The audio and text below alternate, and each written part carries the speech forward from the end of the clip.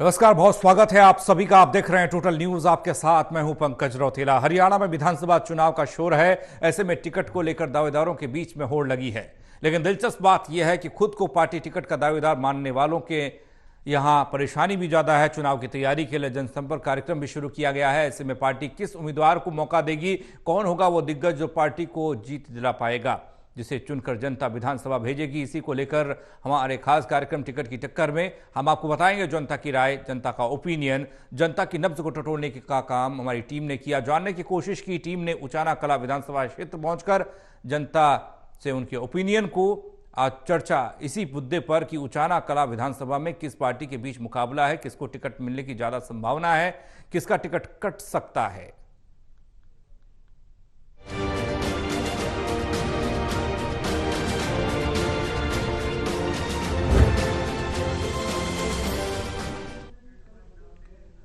तो उचाना कला विधानसभा क्षेत्र की बात करेंगे, यहां जनता की राय की बात करेंगे। चर्चा के लिए हमारे साथ मौजूद हैं doctor Mahesh Kumar, associate editor Hisar, Virendra Soni ji, वरिष्ठ पत्रकार। आप दोनों का स्वागत है। चर्चा करें उससे पहले यहां के सियासी समीकरण को समझ लेते हैं एक रिपोर्ट के जरिए।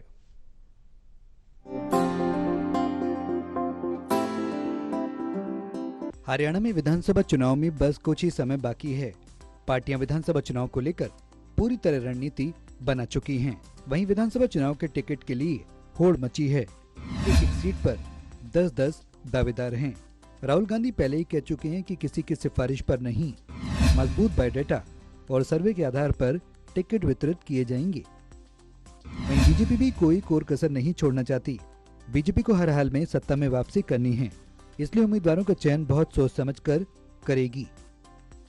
चुनावी गलियारों में कैसी सुगबुगाहट है, उम्मीदवारों को लेकर कैसी चर्चा चल रही है, इन्हीं सवालों के जवाब जानने के लिए हमारी टीम हर विधानसभा क्षेत्रों का दौरा कर रही है। इसी कड़ी में हमारी टीम 8 और 9 अगस्त को उचाना कला पहुंची, जिसका सैंपल साइज 200 है। 2019 में उचाना से जेजेपी प्रत्याशी दुष्यंत चौटाला ने बीजेपी प्रत्याशी को करारी शिकस्त दी अब तक की सबसे बड़ी जीत का रिकॉर्ड अपने नाम कर लिया। साल 2014 में दुष्यंत पहली बार चुनावी मैदान में उतरे थे। लोकसभा चुनाव में उन्होंने हरियाणा जनहित कांग्रेस के कुलदीप बिश्नोई को 31,847 वोटों से हराया था। वो सबसे युवा सांसद बनकर संसद पहुंचे थे। इस रिकॉर्ड को लिम्का बुक में दर्ज किया गया है। वहीं 2019 में बीजेपी के साथ गठबंधन करके उप मुख्यमंत्री बने दुष्यंत को राजनीति विरासत में मिली है। उनके परदादा पूर्व उप प्रधानमंत्री चौधरी देवीलाल हरियाणा की जाट राजनीति के सबसे कद्दावर नेताओं में थे। लेकिन क्या अब उचाना में दुष्यंत चौटाला का जादू चल पाएगा या कोई पार्टी इस सीट पर काबिज होगी? यही सब जानने के लिए टोटल टीवी 20 से ज्यादा इलाकों में पहुंचा और सभी वर्ग, जिसमें गरीब, अमीर, मध्यम वर्ग, पुरुष और महिलाओं से ओपिनियन लिया। इस ओपिनियन पोल को पूरी तरह से गोपनीय रखा जाएगा। इसमें किसी भी व्यक्ति की पहचान का खुलासा नहीं किया जाएगा। ये सिर्फ एक विचार है, इसका चुनाव से कोई लेना देना नहीं है। Election desk, total TV.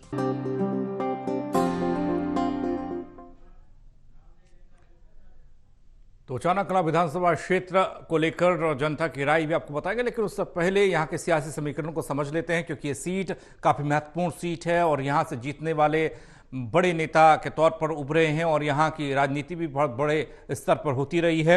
मैं इस चर्चा की शुरुआत आपसे कर रहे हैं। मौजूदा सियासी माहौल उचाना कला का क्या कह रहा है?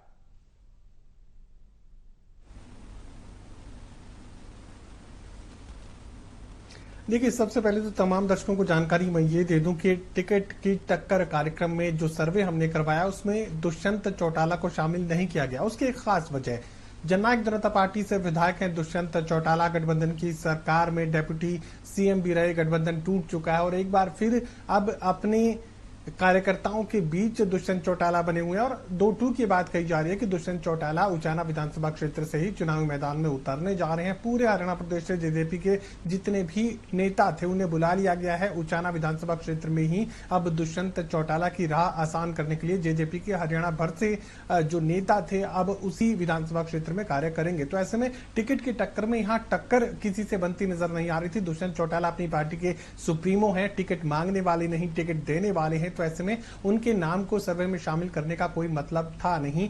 जेजेपी के विधायक हैं यहाँ दुष्यंत चौटाला और दुष्यंत चौटाला अकेले ही अब चुनाव मैदान में उतरने जा रहे हैं, तो किसी तरह के मुकाबले की स्थिति यहां पर नहीं थी। अब मैं जिक्र इस उचाना विधानसभा सीट का करना चाहूंगा। यहां पर सबसे ज्यादा संख्या जो वोटर्स की है वो यहां पर देखने को मिलती है। उचाना विधानसभा क्षेत्र में 2,14,389 वोटर्स, 2,14,389 वोटर्स के साथ सबसे बड़े जो वोट संख्या वाले विधानसभा क्षेत्र हैं उसमें उचाना विधानसभा क्षेत्र शुमार किया जाता है। और खास बात यह भी कि अगर इसके कैटेगराइजेशन को समझने की कोशिश की जाए तो जनरल वोटर्स की संख्या जो है, जनरल जाति से संबंधित वोटर्स की संख्या 1,44,543 और अनुसूचित जाति के वोटर्स की संख्या का इस विधानसभा क्षेत्र में जिक्र करें तो काफी कम ये संख्या देखने को मिल रही है, महज 41,929। और इसके बाद बैकवर्ड क्लास के वोटर्स की संख्या को भी समझने की कोशिश की जाए तो बहुत ज्यादा नहीं है, महज 27,917 है। यानी जो निर्णायक है वो जनरल कास्ट के वोटर्स हैं और जनरल कास्ट के वोटर्स में भी आप इसे जाटलैंड कह सकते हैं। सबसे बड़ी संख्या जाट वोटर्स की यहां पर देखने को मिल रही है। जाट वोटर्स की संख्या का मैं जिक्र करूं तो 1,06,021 जाट वोटर्स की संख्या उचाना विधानसभा क्षेत्र में। और उसके बाद ब्राह्मण वोटर्स की संख्या का जिक्र किया जाए तो 25,930 ब्राह्मण वोटर्स यहां पर रजिस्टर्ड माने गए हैं। अनुसूचित जाति के वर्गीकरण को अगर समझने की कोशिश की जाए तो सम्मानित चमार जाति के जो वोटर्स हैं उनकी संख्या एससी वोटर्स में सबसे ज्यादा यहां पर देखने को मिल रही है, 22,959 वोटर्स। इसके अलावा दूसरे पायदान पर अगर अनुसूचित जाति के वोटर्स के वर्गीकरण को समझने की कोशिश की जाए तो सम्मानित वाल्मीकि समाज से जो वोटर्स की संख्या है वो है 14,706। अब यहां पर सैनी वोटर्स का मैं जिक्र कर लेता हूं क्योंकि मुख्यमंत्री सैनी है और झुकाव यहां पर भारतीय जनता पार्टी की तरफ सैनी वोटर्स का देखने को मिलता है। तो उचाना विधानसभा क्षेत्र में सैनी वोटर्स की संख्या काफी कम यहां पर देखने को मिल रही है, महज 1,854 सैनी वोटर्स की संख्या।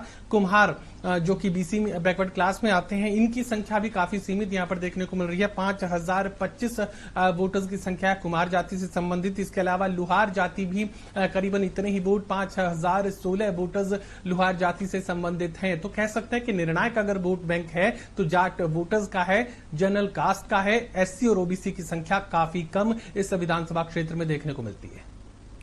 वीरेंद्र जी, इस सीट को जब देखते हैं तो पुराने दौर से लेकर अब तक ये सीट काफी चर्चाओं में रही है और इस सीट पर जाट वोटर्स का जिक्र मिश ने किया। उसमें अब ये कह सकते हैं कि चाहे दुष्यंत चौटाला हो या वीरेंद्र सिंह या उनके परिवार की सियासत हो, शायद इसी का फायदा उन्हें मिलता रहा हो, लेकिन मौजूदा सियासी समीकरण किस तरीके से दिखाई दे रहा है?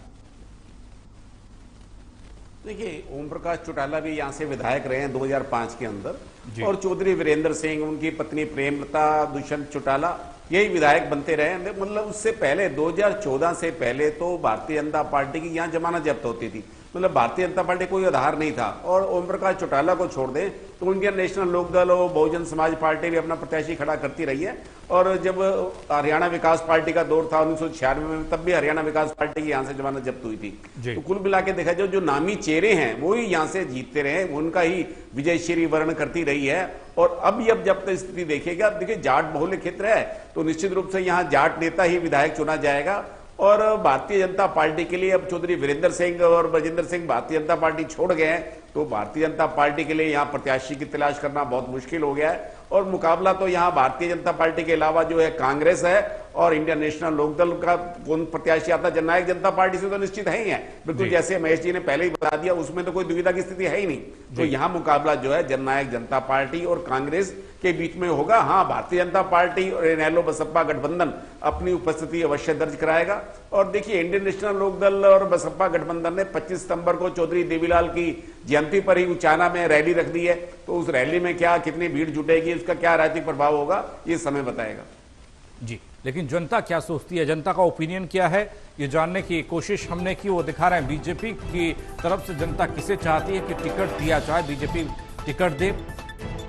देवेंद्र अत्री का नाम सबसे ऊपर है, 73.33% लोग कार्यकर्ता चाहते हैं कि देवेंद्र अत्री को बीजेपी उचाना खड़ा विधानसभा से चुनावी मैदान में उतारे तो जीत मिल सकती है। दूसरे नंबर पर ओम प्रकाश नैन का नाम है, 6.67% लोग चाहते हैं कि बीजेपी उन्हें टिकट दे, कार्यकर्ता चाहते हैं। और बीजेपी के साथ जो कार्यकर्ता हैं, जो लोग हैं, वो 20% लोग हैं। और ऐसे में बीजेपी के लिए ये सीट, ये विधानसभा क्षेत्र पहले से मुश्किल और मौजूदा वक्त में और मुश्किल दिखाई दे रहा है। लेकिन देवेंद्र अत्री की सियासत क्या मौजूदा वक्त में जीत हासिल करने के लिए आप ये कह सकते हैं कि मुफीद है, उनका माहौल कैसा है, वो किस तरीके से काम कर रहे हैं, एक रिपोर्ट के जरिए वो दिखा रहे हैं।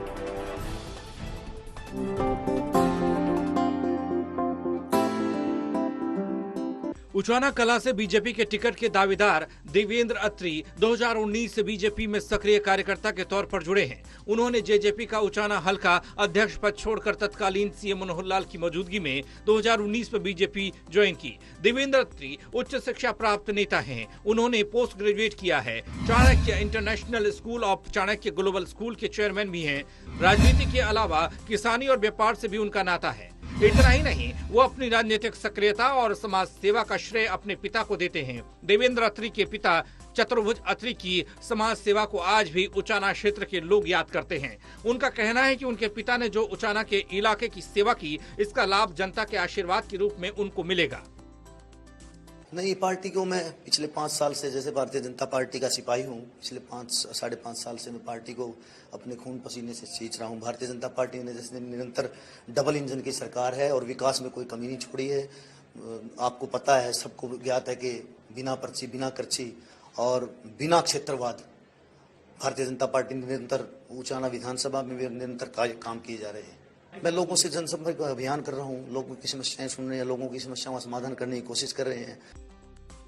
गांव कसुहन तहसील उचाना के रहने वाले देवेंद्र अत्री की राजनीतिक यात्रा की बात करें तो उनका कहना है कि पूर्व सीएम भजन लाल के समय से लेकर इंडियन नेशनल लोकदल में उनके पिताजी ने अलग अलग पदों पर काम किया और उन्हीं के दिखाए रास्तों पर कॉलेज के समय से ही वो राजनीति में सक्रिय रहे। 2011 में पिता के देहांत के बाद 2011 से 2014 तक इनेलो में प्रेस प्रवक्ता के रूप में और 2019 में हल्का उचाना से जेजेपी का हल्का अध्यक्ष के तौर पर काम किया। 2019 में ही तत्कालीन मुख्यमंत्री मनोहर लाल की अगुवाई में अपने निवास स्थान गांव कसुहन में अपने समर्थकों के साथ बीजेपी में शामिल हो गए। जन आशीर्वाद यात्रा के दौरान गांव खड़खड़ में तत्कालीन सीएम मनोहर लाल का कार्यक्रम किया। 2019 में सदस्यता अभियान के दौरान 3000 लोगों को भारतीय जनता पार्टी की सदस्यता ग्रहण कराई। हरियाणा के नए सीएम नायब सिंह सैनी के स्वागत के लिए अपने क्षेत्र में भव्य स्वागत कार्यक्रम किया।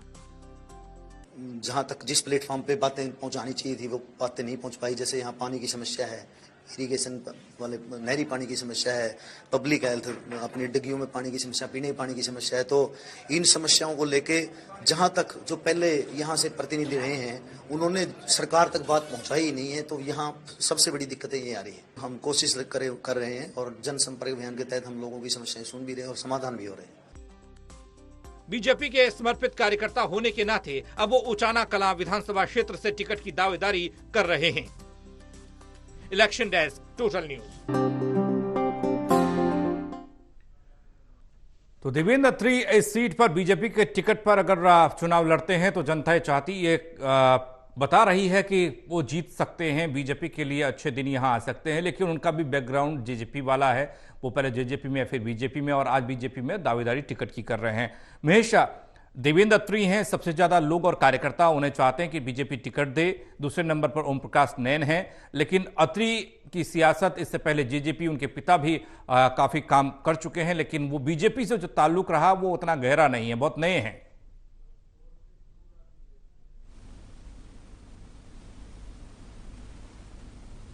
देखिए, भारतीय जनता पार्टी से ताल्लुक जरूर नया हो सकता है, लेकिन यहाँ पर देवेंद्र अत्री और उनके पिता चतुर्भुज अत्री की जो समाज सेवा है वो इलाके के लोग अभी याद करते हैं और यही वजह है। यहाँ देवेंद्र अत्री की जो राजनीतिक सक्रियता है उनके पिता की वजह से उसमें बहुत ज्यादा असर देखने को मिलता है। देवेंद्र अत्री लगातार जब वोटर्स के बीच पहुंचते हैं तो उनके पिता की जो अतीत में की गई सेवा है वो यहाँ पर देवेंद्र अत्री के लिए फायदेमंद साबित होती है। एक खास बात और भी मैं बताना चाहूंगा, निरंतरता यहाँ पर देखने को मिलती है देवेंद्र अत्री की राजनीति में। निरंतरता से मेरा मतलब किसी एक खास राजनीतिक दल से नहीं है। राजनीति में सक्रियता लगातार देवेंद्र अत्री बनाए रखे, और वो भी कब, जब बहुत बड़े पेड़ के नीचे वो अपना पौधा उगाने की कोशिश कर रहे थे। यहाँ पर चौधरी वीरेंद्र सिंह का परिवार लगातार पैतृक राजनीति करता रहा। एक के बाद एक विधानसभा चुनाव वीरेंद्र सिंह जीतते रहे, उसके बाद उनकी धर्मपत्नी प्रेमलता चुनाव जीतती रही। तो ऐसे में यहाँ जो निरंतरता यहाँ जो चौधरी वीरेंद्र सिंह के परिवार का वर्चस्व कह सकते हैं कि पैतृक एक तरीके से संपत्ति के रूप में देखने को मिल रही थी चौधरी वीरेंद्र सिंह के परिवार की। लेकिन यहां दुष्यंत चौटाला ने 2019 के विधानसभा चुनाव में जीत हासिल की और प्रेमलता को चुनावी मैदान में परास्त करने का काम किया। उसके बाद कह सकते हैं कि वीरेंद्र सिंह परिवार का जो वर्चस्व था वो यहां पर टूटता हुआ नजर आया। लेकिन निरंतरता यहां पर देवेंद्र अत्री ने अपने लिए राजनीति में बनाए रखी, लगातार वोटर्स के बीच बने रहे और उनका जो सौम्य स्वभाव है, जो लगातार लोगों से मिलने की जो आदत उनकी बनी रही है, हमेशा जमीन से जुड़ी राजनीति देवेंद्र अत्री करते रहे, जिसका फायदा मुझे लगता है कि यहां सर्वे में देखने को मिल रहा है। और यह भी मैं कहना चाहूंगा कि भारतीय जनता पार्टी के पास उचाना विधानसभा क्षेत्र में मुझे नहीं लगता कोई बहुत ज्यादा विकल्प वहां पर है। देवेंद्र अत्री सबसे बेहतरीन और मुझे लगता है कि एकमात्र विकल्प भी आप उन्हें कह सकते हैं। एकमात्र मैं इसलिए कह रहा हूं कि 74% वोटर्स ये कह रहे हैं कि देवेंद्र अत्री उनकी पहली पसंद है और 74% में अगर 20% जो भारतीय जनता पार्टी के साथ किसी भी उम्मीदवार के साथ जाने के लिए तैयार हैं, उन लोगों के परसेंटेज को अगर जोड़ दिया जाए तो 94% के पार ये वोट परसेंटेज पहुंच जाता है, जो देवेंद्र अत्री के लिए सबसे फायदेमंद बात मानी जा सकती है। कोई किसी तरह की मुकाबले की स्थिति कम से कम इस सर्वे के रिपोर्ट के जरिए तो समझ में नहीं आ रही। 2-2 की बात कही जा सकती है कि देवेंद्र अत्री के पिता ने जो समाज सेवा की, निरंतरता जो राजनीति में लोगों के बीच बने रहने की देवेंद्र अत्री निभाने का काम कर रहे थे, उसका फायदा यहां पर देवेंद्र अत्री को मिल रहा है। अब चूंकि चौधरी वीरेंद्र सिंह का परिवार भारतीय जनता पार्टी छोड़ चुका है, तो ऐसे में बीजेपी के पास भी उस इलाके में कोई खास अच्छा विकल्प उपलब्ध नहीं है। देवेंद्र अत्री ही सबसे बेहतरीन और सबसे मजबूत विकल्प हो सकते हैं।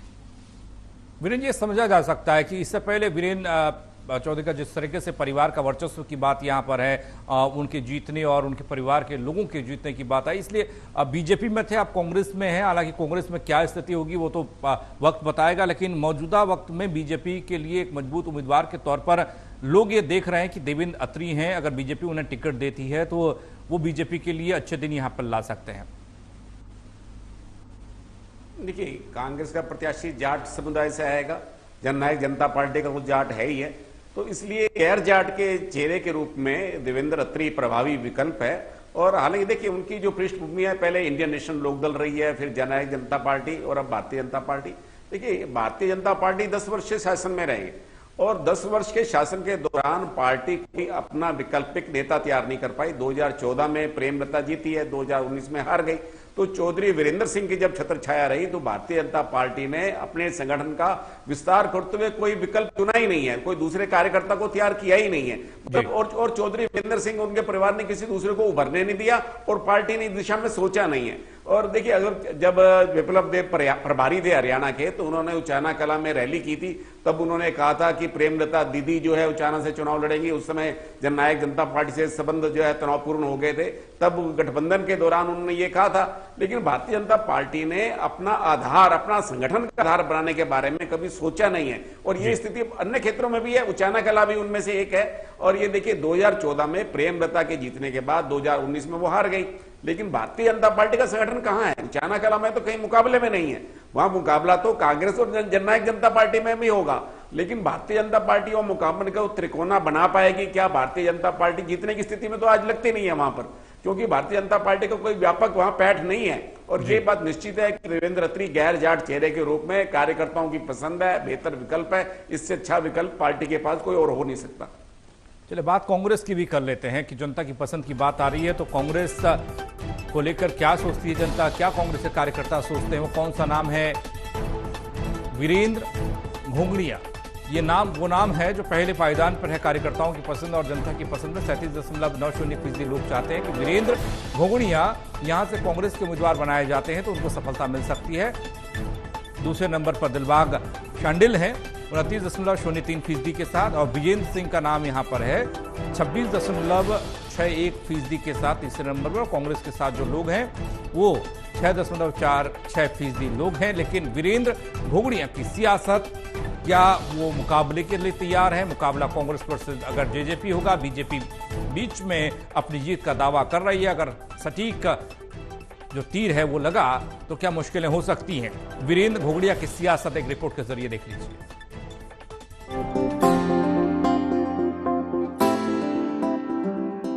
उचाना कला के कांग्रेस पार्टी के टिकट के दावेदार वीरेंद्र घोगड़िया 1999 से कांग्रेस पार्टी में सक्रिय है। वो 2022 में अब तक हरियाणा प्रदेश कार्यकारिणी सदस्य हैं। 43 वर्षीय वीरेंद्र घोगड़िया जाट समुदाय से आते हैं।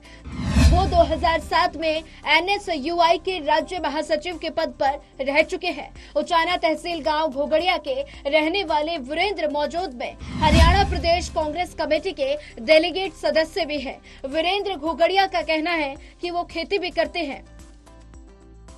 क्योंकि मैंने कांग्रेस को अपने पसीने से सींचा है। जब चौधरी वीरेंद्र सिंह 2014 में कांग्रेस पार्टी को छोड़कर चले गए थे, उसके बाद जब कांग्रेस पार्टी ने चुनाव लड़ा था तो कांग्रेस पार्टी के मात्र 1837 वोट स्वर्गीय श्री भाग सिंह छात्र जी ने चुनाव लड़ा था। 1837 वोट आए थे और उस समय से लेकर और आज तक मैंने दिन रात मेहनत करके कांग्रेस पार्टी को अपने खून पसीने से सींचने का काम किया है और कांग्रेस पार्टी को अरस से यहाँ फरस से अर्श तक पहुँचाने का मैंने काम किया है। मैंने लोगों के सुख में दुख में उनके साथ में खड़ा हुआ हूँ। मैं लोगों के बीच में रहता हूँ, मैं वहीं रहता हूँ जिन गलियों में उचाना विधानसभा की जनता रहती है। मैं उन्हीं गलियों में मैं रहता हूँ जिन गलियों में समस्याएं हैं। वीरेंद्र घोगड़िया का कहना है कि उन्होंने 2017 में दीपेंद्र सिंह हुड्डा की अध्यक्षता में उचाना अनाज मंडी में रिकॉर्ड तोड़ ट्रैक्टर रैली के भूपेंद्र सिंह हुड्डा के नेतृत्व में जन क्रांति रैलियों में दल बल के साथ शामिल हुए। 2022 में आदमपुर विधानसभा उपचुनाव में पार्टी के लिए काम किया। पानीपत में राहुल गांधी की भारत जोड़ो यात्रा की रैली में हजारों साथियों के साथ शामिल हुए। राहुल गांधी के साथ शुरू की गई हाथ से हाथ जोड़ो अभियान के लिए जुलाना विधानसभा में बतौर प्रभारी जिम्मेदारी निभाई और हर घर तक राहुल गांधी की नीतियों को पंपलेट के जरिए पहुंचाया। उन लोगों के बीच में रहता हूँ जिन लोगों जो बेरोजगारी जहाँ है, महंगाई जहाँ है, जो समस्याएं पीने के पानी की समस्याएं जहाँ हैं, नहरी पानी की समस्याएं जहाँ हैं, तो मैं इन समस्याओं से भली भांति वाकिफ हूँ और लोग भी ये चाहते हैं कि ऐसे आदमी को कांग्रेस पार्टी टिकट दे जो उनके सुख दुख में शामिल होता हो, जो उनका बीच का हो, जो उनका अपना बेटा हो, जो उनके दर्द दुख को समझता हो भली भांति और जिस पे उनका विश्वास हो कि ये आदमी अगर विधानसभा में चला गया तो हमारी समस्याओं का निदान जरूर होगा, हमारी आवाज़ को जरूर ये प्राथमिकता के आधार पर उठाएगा। इसलिए कांग्रेस पार्टी को मैं चाहता हूं कि कांग्रेस पार्टी मुझे टिकट दे। वीरेंद्र घोगड़िया का कहना है कि जब भी जहां भी पार्टी ने इनकी ड्यूटी लगाई है उन्होंने पूरी जिम्मेदारी से निभाई है। इसलिए उचाना कला विधानसभा क्षेत्र से कांग्रेस पार्टी से अपने लिए टिकट चाहते हैं। टोटल टीवी के लिए इलेक्शन डेस्क की रिपोर्ट।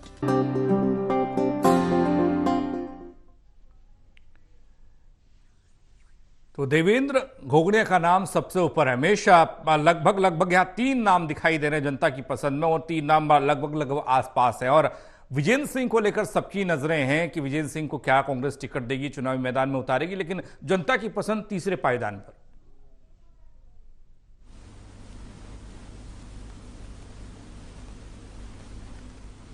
देखिए, पहले ब्रिजेंद्र सिंह को ही डिस्कस कर लेते हैं। ब्रिजेंद्र सिंह को तीसरे पायदान पर देखकर मुझे हैरानी हो रही है। हैरानी इसकी खास वजह है, यहाँ पर कांग्रेस पार्टी से मुकाबला पहले ब्रिजेंद्र सिंह को करना है। ब्रिजेंद्र सिंह भले ही हिसार लोकसभा सीट की टिकट चाहते हैं और ये भी बताया जा रहा था कि उन्हें गारंटी दी गई है मल्लिकार्जुन खड़गे की तरफ से। गारंटी के बाद ही उन्होंने भारतीय जनता पार्टी के सांसद पद की सदस्यता को छोड़ दिया था, यानी पार्टी को छोड़कर, बीजेपी को छोड़कर कांग्रेस पार्टी में शामिल हुए थे। लेकिन ब्रिजेंद्र सिंह लोकसभा का टिकट हासिल नहीं कर पाए। लेकिन क्या विधानसभा का टिकट, उचाना विधानसभा का टिकट भी खतरे में नजर आ रहा है चौधरी ब्रिजेंद्र सिंह को लेकर। यहां तीसरे पायदान पर ब्रिजेंद्र सिंह नजर आ रहे हैं। कांग्रेस पार्टी के अंदरूनी हालात इस तरीके के हैं कि ब्रिजेंद्र सिंह को पहले अपनी पार्टी के अंदर यानी कांग्रेस पार्टी के अंदर मुकाबला करना है, उसके बाद वो जननायक जनता पार्टी या भारतीय जनता पार्टी से किसी तरह के मुकाबले की सोच रख सकते हैं। फिलहाल तो पहला मुकाबला उन्हें कांग्रेस पार्टी के अंदरूनी हालात से करना है। अब जिक्र यहां पर वीरेंद्र घोगड़िया का कर लेते हैं। वीरेंद्र घोगड़िया का वो नाम जो कि हैरान कर देने वाला है। हैरान इसलिए कर रहा है कि स्टूडेंट पॉलिटिक्स से पैदा हुए हैं वीरेंद्र घोगड़िया और लगातार वोटर्स के बीच बने रहे, बेहद सहज, बेहद सरल स्वभाव, लगता नहीं कि राजनीति के लिए बने हैं वीरेंद्र घोगड़िया। घोगड़िया दरअसल जाति का नाम ही है, गांव का नाम है, और वीरेंद्र घोगड़िया को मिलने के बाद लोग ये मानते हैं कि वो राजनीति के लिए दरअसल बने नहीं। इतने सरल और इतने सहज स्वभाव का व्यक्तित्व उनके पास है कि लोग उनके साथ कनेक्ट करते हैं, और मुझे लगता है कि उसी कनेक्ट का फायदा यहां पर वीरेंद्र घोगड़िया को मिल रहा है। और खास बात यह भी है कि कभी चौधरी वीरेंद्र सिंह के साथ ही बने हुए थे वीरेंद्र घोगड़िया, वीरेंद्र सिंह के साथ ही अपनी राजनीति आगे बढ़ाते थे, और उनके राजनीतिक भविष्य को ही बेहतर बनाने में लगे हुए थे वीरेंद्र घोगड़िया, यानी चौधरी वीरेंद्र सिंह के परिवार को ही बेहतरी की तरफ ले जाने की कोशिश कर रहे थे। लेकिन एक वक्त ऐसा आया कि राहें जुदा होगी, और उसके बाद वीरेंद्र घोगड़िया राजनीति में अपने लिए संभावनाएं तलाशने लगे। अब कांग्रेस पार्टी के साथ हैं, भूपेंद्र सिंह हुड्डा के साथ हैं, दीपेंद्र के साथ हैं, और दीपेंद्र और भूपेंद्र की पहली पसंद का अगर जिक्र किया जाए तो वीरेंद्र घोगड़िया को माना जाता है। चूंकि स्टूडेंट पॉलिटिक्स से निकल कर आए हैं, लोगों को कनेक्ट करना जानते हैं, तो ऐसे में उनकी जो सरलता है, जो सहजता है, वो यहाँ पर वीरेंद्र घोगड़िया के काम आ रही है, और बेहतरीन परफॉर्मेंस यहाँ पर देखने को मिल रहा है। इतने बड़े नाम को हराकर अगर ऊपर आ जाना, यकीनन ये काबिले तारीफ बात कही जा सकती है। वीरेंद्र जी, आपको भी क्या यही चीज थोड़ा अचरज में डाल रही है? चौधरी वीरेंद्र सिंह, विजेंद्र सिंह जो सांसद रहे और उनकी कांग्रेस में ज्वाइनिंग हुई और उसके बाद लोकसभा नहीं मिला, और विधानसभा में भी जनता और कार्यकर्ता तीसरे नंबर पर रख रहे हैं। 2014 से पहले चौधरी वीरेंद्र सिंह जब कांग्रेस में थे तब वो उचाना कलावा में निर्विवाद नेता थे, उनका कोई विकल्प नहीं था। जब फिर वो 2014 में भारतीय जनता पार्टी में शामिल हुए तब भी वो भारतीय जनता पार्टी निर्विवाद नेता थे, और अब जब भारतीय जनता पार्टी से कांग्रेस में आए हैं तो उनको वहां से चुनौती मिल रही है। और देखिए, विजेंद्र सिंह का तीसरे पायदान पर रहना निश्चित ही एक उनकी लोकप्रियता में कमी का एहसास करा रहा है, लेकिन भारतीय जनता पार्टी से वो छोड़कर कांग्रेस में आए ब्रजेंद्र सिंह को क्या उचाना कला से टिकट मिलने के भी अब लाले पड़ जाएंगे? इस बात की संभावना तो कम है। देखिए, क्योंकि पार्टी हाईकमान को भी ये देखना है, तो ऐसे में लगता है वीरेंद्र घोगड़िया निश्चित रूप से सर्वे में आगे हैं, लेकिन चौधरी विजेंद्र सिंह की उपेक्षा करना कांग्रेस के लिए इतना सरल नहीं होगा। और पार्टी हाईकमान भी इस बात को जानता है कि चौधरी वीरेंद्र सिंह और चौधरी विजेंद्र सिंह का पार्टी में क्या प्रभाव है, और उनके प्रभाव को कम नहीं आंका जा सकता। लेकिन जनता में, कार्यकर्ताओं में लोकप्रियता में कमी है, इसके लिए चौधरी वीरेंद्र सिंह के भी जो गुट को भी इस बात का विश्लेषण करना होगा, क्योंकि अब वो वहां उचाना कंगला में कांग्रेस के निर्विवाद नेता नहीं है। उनकी लोकप्रियता का अगर क्षरण हो रहा है तो कहीं ना कहीं उनके स्तर पर कमी है। चले, बहुत शुक्रिया आप दोनों का हमारे साथ जुड़ने के लिए और उचाना कला विधानसभा सीट को समझाने के लिए, यहाँ के सियासी समीकरण को समझने की कोशिश की। हालांकि जितनी भी जनता और कार्यकर्ताओं ने जो अपना मत दिया, ओपिनियन दिया, वो सिर्फ और सिर्फ इसलिए कि पार्टियां अगर उस शख्स को टिकट देती हैं तो उसकी जीत की संभावना बन जाती है। अब टिकट देना पार्टियों का काम है और वोट देना, विधायक बनाना जनता का काम, ये तो वक्त बताएगा।